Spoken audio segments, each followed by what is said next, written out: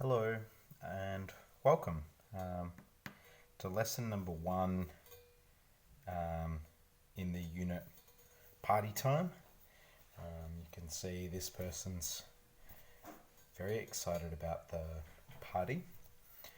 In this unit, we'll be looking at fractions and decimals and the skills and knowledge of using fractions and decimals. My name's Jono. I will take you through this video and many of the videos in the unit.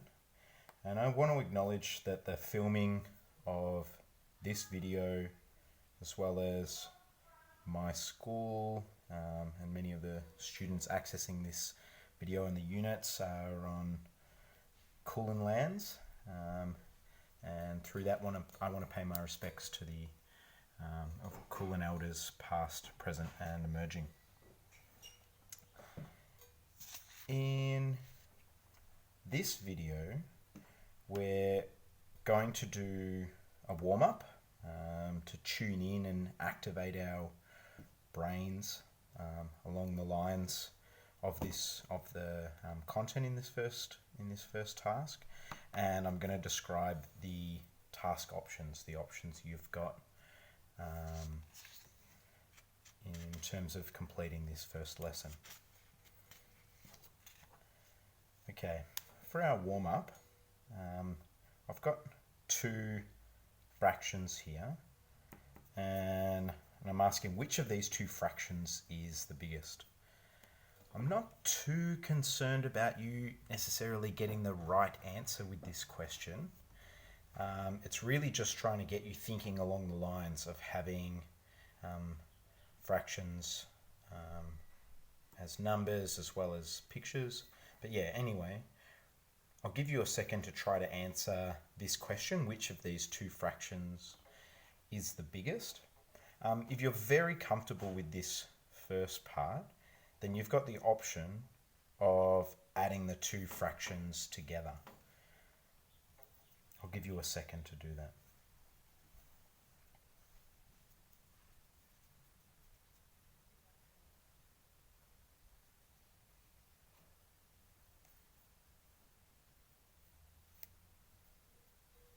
Okay, thanks for doing that. Well, thanks for having a go with that. In this case, the fraction 6 out of 6 or 6/6 is bigger than 7 out of 8. And we can see that in this picture, all of the circle is shaded in, whereas in this picture, most of the circle is shaded in, but not the whole circle. So that indicates to us that this fraction is indeed bigger.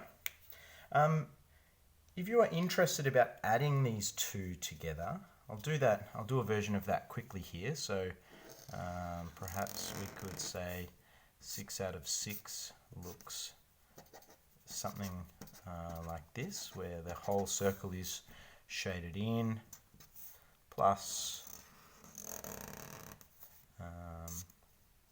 7 out of 8, so almost the whole circle is shaded in. If we add those two together, then we're going to get one whole circle like this. And I drew that incorrectly. One of these squares should be left empty.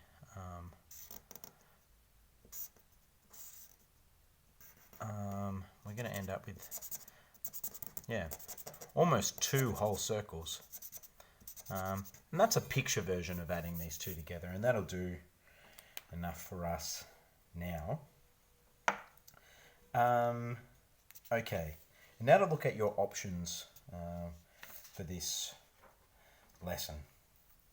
So, at the 1-star level, your task will be to match pictures of fractions to the number versions of fractions. So when I say pictures of fractions, just like in our warm-up, I mean this sort of thing or this sort of thing. So taking the picture version and matching it to the number version, and the number version would be like this. At the 2-star level, your task will be to add fractions together using pictures, just like I have over here, as well as numbers. And that will come through the task. If you're comfortable, if you think you would be comfortable with that, then I would recommend starting at this 3-star level. So adding the fractions without the help of pictures. And I'd like to mention, because this might be new to you, that it's up to you to pick the level that you think will be the appropriate challenge for you. You don't want a task that's too difficult and going to be overwhelming. You also don't want a task that is going to feel easy or too easy and be boring. So you want something that sits right in that sweet spot. And you can really just decide that based on these descriptions. All right, that's all. Thank you.